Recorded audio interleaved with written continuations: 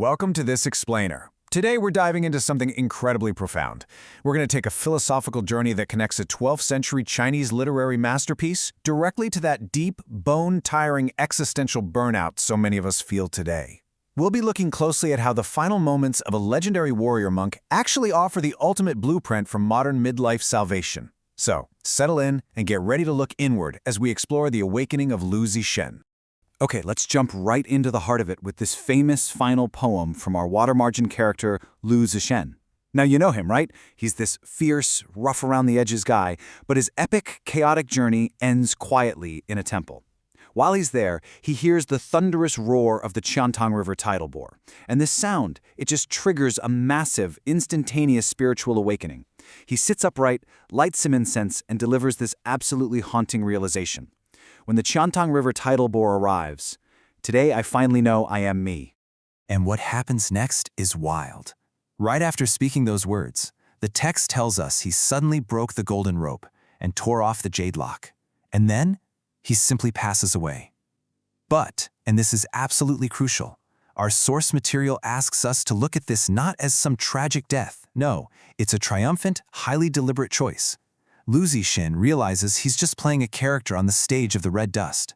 He's completed his karma, his quests are done.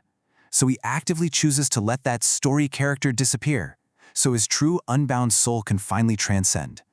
He essentially just resigns from his own life script. Section 1. The Agitation. Modern Midlife Crisis. Let's pivot sharply back to the present day and see exactly why this 12th century monk matters to us right now.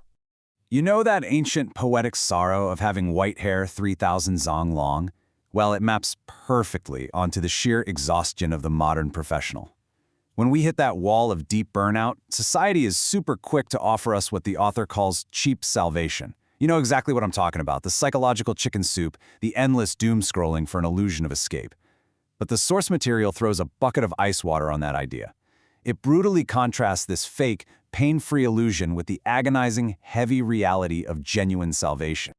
The text gives us this incredibly sharp, contrarian warning. Salvation without a price is a trap. Seriously, if someone is selling you a pain-free escape from your existential dread, don't buy it. True salvation fundamentally requires a stripping away. For Zhishen to reach ultimate freedom, it meant permanently, painfully abandoning his hard-earned worldly merits, his achievements, his status, the whole shebang.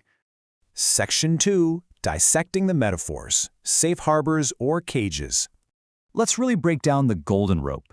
In our modern reality, this rope is your social status, your corporate rank, those bank account numbers. And yeah, they're golden, they're shiny, we're told to want them. But they are ropes. They bind you. They drag you through this exhausting, never-ending performance of having to be the successful person under society's judgmental gaze. Over time, these shiny ropes just turn you into a heavily burdened marionette. Then we have the jade lock. Now, jade is warm, it's precious, right?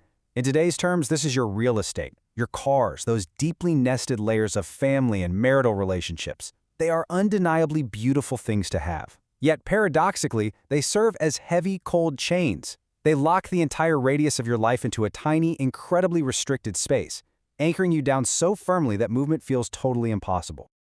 So, if we follow this logic, our misery doesn't actually stem just from the existence of these ropes and locks. It stems from a very modern type of greed. Our deepest pain comes from desperately craving the safety that these cages provide, while simultaneously screaming for the boundless freedom of our souls. We want to be free birds, but there's no way we are leaving the golden cage. This greed of wanting it all, that is the true root of our sorrow. Section 3. The Resolution.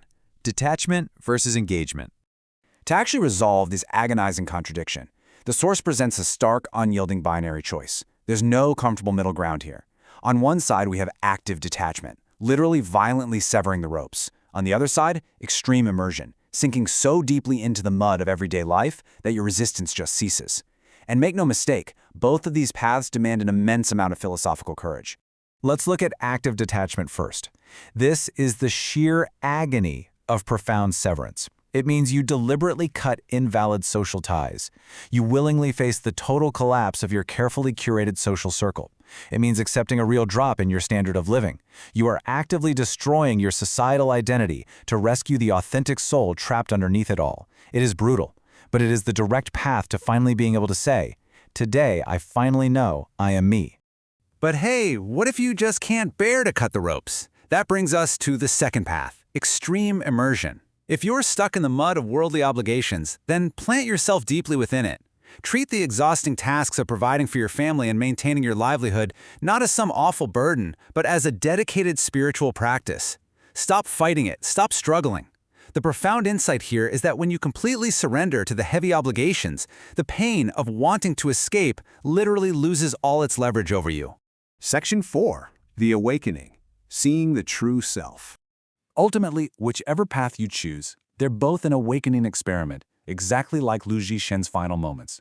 He saw right through the script written for him, and that's the big takeaway for us. The daily roles you play, the excellent employee, the dedicated parent, the supportive spouse, they are vitally important, for sure, but they are masks. They are not the core of who you actually are. Stripping society's script away from your fundamental identity, well, that's the very first step toward true freedom.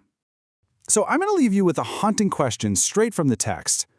When life's club falls, will you still be the passively harvested crop? Are you going to just sit there and wait for the script to happen to you?